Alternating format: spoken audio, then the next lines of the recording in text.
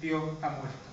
Y se trataba no tanto de desterrar las creencias personales como de impedir que éstas condicionaran todo lo demás, las leyes, el ejercicio de la política, la práctica institucional, la propia ética.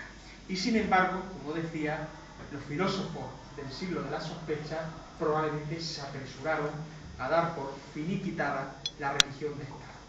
Y de hecho, la actualidad, lo que estamos viviendo en los últimos meses, en los últimos años, en la propia historia de España en los últimos 2 siglos, en el siglo XIX y en el siglo XX, revelan la enorme fortaleza de unas estructuras religiosas que siguen intentando condicionarlo todo. La moral ciudadana, que es o se concibe fundamentalmente como moral religiosa, las leyes que se pretenden que estén adecuadas a esa moral religiosa, la escuela pública, la enseñanza y otros apartados. De hecho, de la historia del constitucionalismo español, solo 3 constituciones legislaron de manera radicalmente democrática la separación Iglesia y Estado. La Constitución septimiana, la de la Revolución del 68, de 1868, la que la siguió la Constitución de la Primera República y la Constitución de la Segunda República de 1931. Nada de aquella experiencia constitucional de radical separación Iglesia-Estado, de radical neutralidad del Estado en materia religiosa, de abierta libertad de conciencia, ha quedado en el ordenamiento constitucional posterior. Y la aconfesionalidad de la actual Constitución, que presupone, por una parte, la libertad de conciencia y por otra, la necesaria neutralidad del Estado en materia de religión. Sin esa neutralidad no puede haber libertad de conciencia, y solo puede haber libertad de conciencia si las instituciones son neutrales en materia religiosa. Sin embargo, esa confesionalidad, decía, convive con usos y prácticas religiosas que nos retrotraen los últimos 40 años del franquismo, juramento en el caso de los cargos institucionales, crucifijos en aulas públicas, procesiones religiosas con presencia de autoridades militares, autoridades políticas como tales, no como personas que obviamente están en su pleno derecho, sino como autoridades, es decir, representando a la institución en dichas procesiones, crucifijos en edificios públicos, cualquier edificio público. Se convive también con un concordato que sitúa a la Iglesia en situación de privilegio claramente inconstitucional con otras confesiones religiosas que existen en el Estado español y con, obviamente, todos aquellos que no tienen ninguna confesión. Y con una incapacidad permanente por parte de las instituciones estatales de separar con nitidez lo que debería ser un espacio público donde se hacen leyes y se gobierna en favor de todos, en teoría se gobierna en favor de todos, del espacio privado donde uno puede creer lo que quiera creer, pero no aspira a que sus particulares creencias determinen cómo deben vivir los demás. Por ejemplo, con esto último, yo recuerdo las palabras del teólogo Juan José Tamayo, que publicaba, obviamente sin imprimatur eclesial, en el periódico Extremadura, hace poco, al hilo del rechazo de la Iglesia al matrimonio homosexual, el rechazo a la ley de plazo del aborto.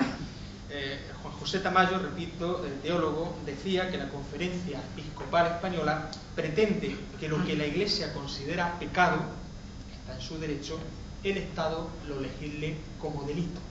Y obviamente hay un enorme abismo entre ambas concepciones. Obviamente, una persona que profese su derecho legítimo una religión está sometida voluntariamente a los dogmas, las concepciones vitales, las concepciones de pecado, las concepciones salvíficas de esa religión. Y seguramente, si quiere ejercer como buen creyente de esa religión, sea la religión musulmana, sea la religión evangélica, la religión católica, sea la religión judía, obviamente procurar, en el caso de los pecados, no cumplir con ninguno de ellos. Pero lo que no puede pretender es que lo que su religión considera pecado, ya Juan José Tamayo, el Estado lo legisle como delito. Por ejemplo, el aborto es un pecado, por lo tanto debe ser tratado como delito. La homosexualidad es un pecado, por lo mismo no debe gozar de derechos reconocidos.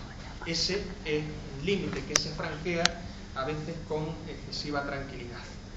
Educación para la ciudadanía, con su reciente sentencia, o los propios autobuses ateos, nos muestran hasta qué punto la problemática religiosa que surge en el siglo XIX, que arrastramos desde el siglo XIX, el problema religioso era un término recurrente en los grandes tratados de la época, era una reflexión, por ejemplo, habitual en la Primera República, en la Segunda República, en la institución libre de enseñanza de finales del siglo XIX, de principios del siglo XX, se hablaba del problema religioso, es algo que aún no hemos superado y probablemente tardemos algunos años, por desgracia, en hacerlo.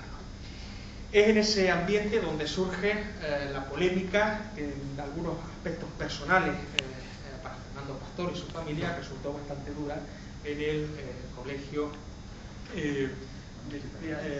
Macías Picabea, el colegio Macías Picabea, cuando el padre de una alumna, una familia atea, agnóstica o laica, no le he preguntado a ese respecto, incluso católica y laica, obviamente son términos perfectamente complementarios, decidió que se rompía esa neutralidad del Estado con la presencia de un símbolo religioso en las aulas públicas, en este caso una cruz, y solo hay cruces, no hay otra simbología religiosa, no hay budas.